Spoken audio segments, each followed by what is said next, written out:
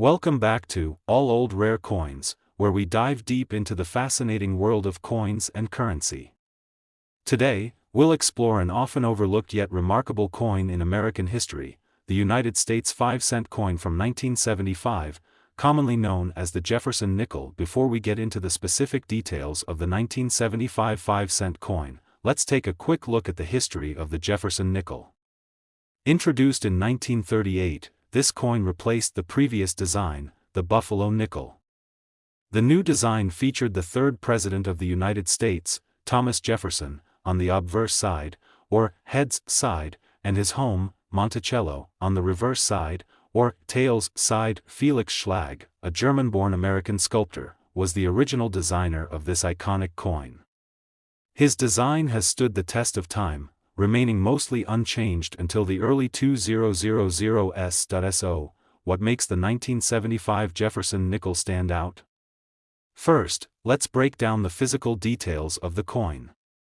Like most Jefferson nickels, the 1975 nickel is made up of a copper-nickel alloy. This gives the coin its silver color, even though there's no actual silver in it. It has a diameter of 21.21 mm and weighs 5 grams, making it easy to recognize by touch. The coin's reeded edge is another signature feature that helps distinguish it from other small denominations. On the obverse side of the 1975 nickel, you'll see the familiar portrait of Thomas Jefferson facing left. Above his portrait is the word Liberty, and just next to that, you'll notice the year 1975. Underneath Jefferson's portrait, we have the national motto, "In God We Trust." Now, on the reverse side, we have an image of Monticello, Jefferson's famous Virginia home. Above the building is the Latin phrase e pluribus unum, which means, out of many, one. Beneath Monticello, we have the denomination, 5 cents, as well as the words, United States of America. Next, let's talk about the value and collectability of the 1975 nickel. Given that 1975 was a year of high production for this coin, it's not considered particularly rare, especially in circulated condition. In fact, nearly 600 million Jefferson nickels were minted in Philadelphia and Denver combined in 1975. If you find a 1975 nickel in circulated condition, its value is generally around $10,000 to $15,000, the face value. However, uncirculated or proof specimens, particularly those with a high grade, can be worth slightly more, sometimes reaching up to thousands of dollars. It's always a good idea to check the condition, as uncirculated coins or those with unique errors could have added value, but what makes collecting coins like the 1975 nickel so fascinating are the potential errors and unique features. Occasionally, you might find a 1975 nickel with errors such as double die strikes or off-center designs. These types of errors can increase the coin's value significantly for collectors, as error coins are considered rare. Another interesting fact is that since there was no official U.S. mint mark used for Philadelphia nickels at this time, the coins produced there appear without a mint mark. The Denver minted coins, however, do have a D mint mark just to the right of Monticello. So there you have it, a deep dive into the 1975 United States 5-cent coin. While it may not hold significant monetary value today, this coin is still an important piece of American history and a great example of mid-20th century design. Whether you're a seasoned numismatist or just starting your coin collection journey, the 1975 Jefferson nickel is a classic addition that's both affordable and interesting. Now, we're talking about a familiar yet unique coin from recent American history, the 1992 United States 5-cent coin, also known as the Jefferson nickel. Whether you're a collector or just curious about coins, we'll break down everything that makes the 1992 nickel interesting. Before diving into the details of the 1992 nickel, let's go over a quick history of the Jefferson nickel. This design dates back to 1938, when it replaced the Buffalo nickel. Designed by artist Felix Schlag, the Jefferson nickel has remained mostly unchanged for decades, with a few updates to the portrait in recent years. Thomas Jefferson, the third President of the United States, is featured on the obverse side of the coin, while Monticello, his Virginia home, is shown on the reverse side. This design is one of the longest lasting in U.S. coin history and continues to honor Jefferson's contributions to American democracy. Now let's focus on the details of the 1992 nickel. Like other Jefferson nickels, it's made of a copper-nickel alloy, 75% copper and 25% nickel, which gives it that characteristic silver color without any actual silver content. It has a diameter of 21.21 mm and weighs exactly 5 grams. Its smooth edge makes it instantly recognizable to touch. These standard specifications have been consistent for the Jefferson nickel since its debut in 1938. On the obverse, or head side, we have Jefferson's portrait facing left, with the words, "In God We Trust" on the left. To the right of his portrait, we see the word "Liberty" with a small star, followed by the year, 1992. This little detail is standard for all Jefferson nickels from this era. Turning to the reverse side, we see Monticello. The Latin phrase, e pluribus unum, meaning out of many, one, sits above Monticello. Below the building, it reads, 5 cents and United States of America. It's a classic design that has remained relatively unchanged through the years. Mint marks are important to coin collectors, so let's talk about where this coin was made.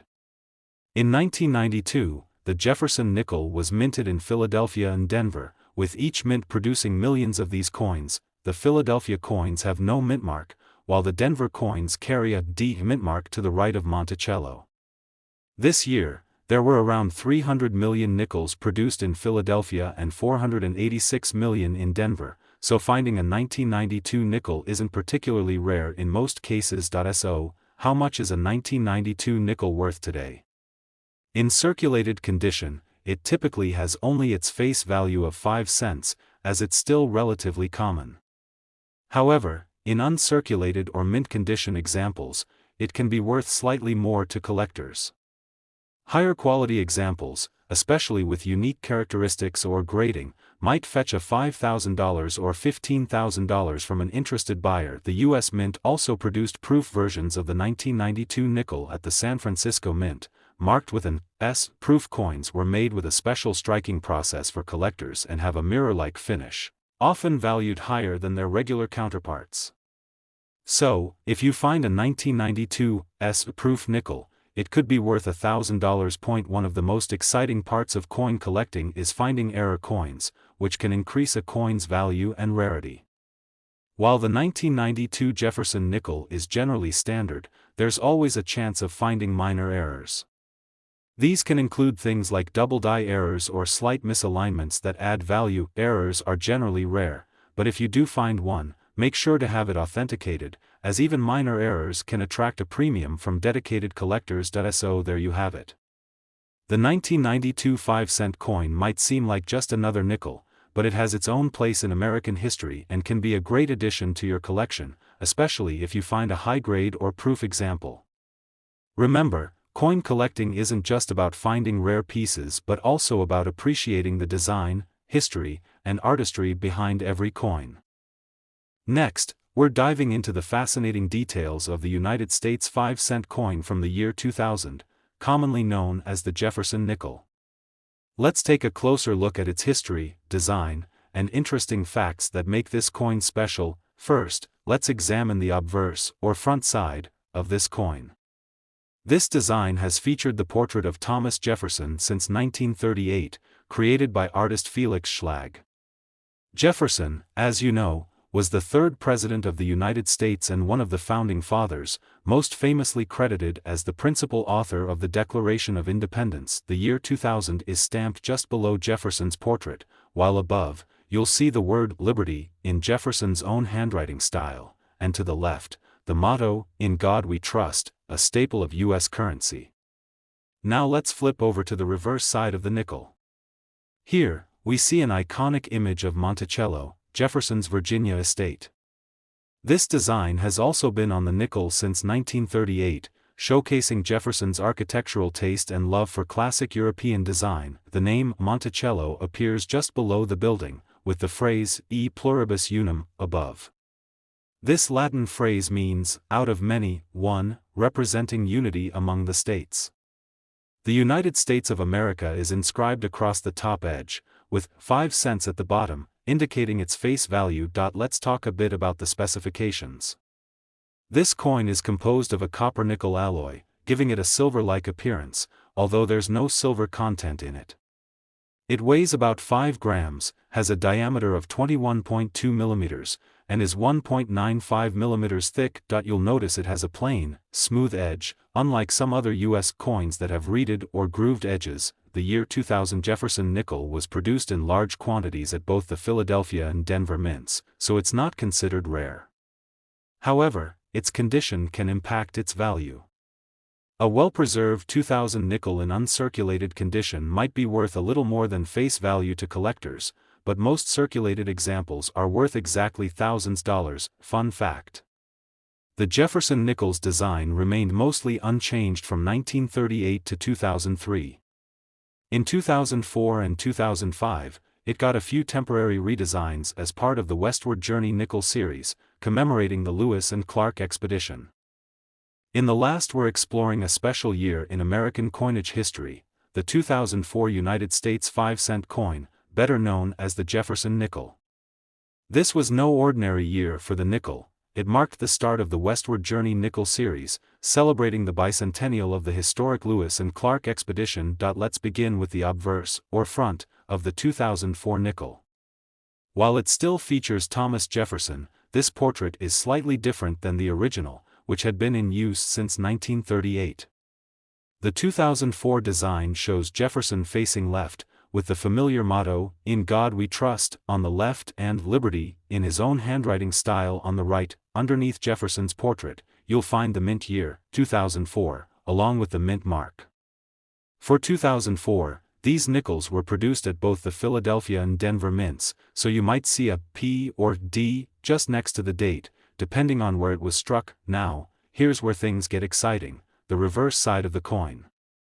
2004 marked the beginning of a temporary redesign, and for the first time since the original Jefferson nickel in 1938, the reverse featured something other than Monticello. One of the two 2004 designs is known as the piece metal nickel.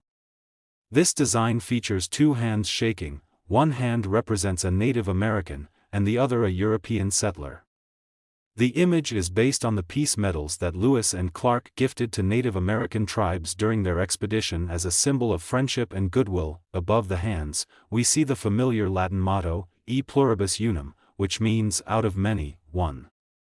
At the bottom, we have the coin's value, 5 cents, with United States of America encircling the top of the design. But there's more. 2004 had a second nickel design, known as the keelboat nickel, released later that year. This design shows the keelboat used by the Lewis and Clark expedition to navigate the Missouri River. It represents their westward journey in search of new lands and alliances. The keelboat is shown in profile, with crew members aboard.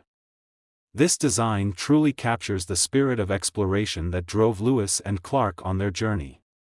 The same inscriptions, E pluribus unum, United States of America, and 5 cents, encircle the design. Let's touch on the specs. The 2004 nickels are made of a copper-nickel alloy, giving them that signature silver color, though there's no actual silver content. Each coin weighs 5 grams, has a diameter of 21.2 millimeters, and a smooth edge, like other Jefferson nickels. In terms of rarity, 2004 nickels were produced in very high numbers, so they're easy to find. However, collectors often seek out these designs in high grades, especially uncirculated or proof versions. Plus, some coins may have unique mint errors that add to their value. Fun fact: the Westward Journey nickel series continued with new designs through 2006, each depicting different aspects of the Lewis and Clark expedition. In fact, this series was the first significant change to the Jefferson nickel in over 65 years, and that's a wrap on the 2004 Jefferson nickel. It's a small piece of American history that captures the spirit of exploration and friendship from the Lewis and Clark era. If you're building a collection, the 2004 nickels are a must-have. Thanks for watching. If you enjoyed learning about the Westward Journey nickel series, please like, subscribe, and click the bell icon to stay updated on our latest videos. See you next time on All Old Rare Coins.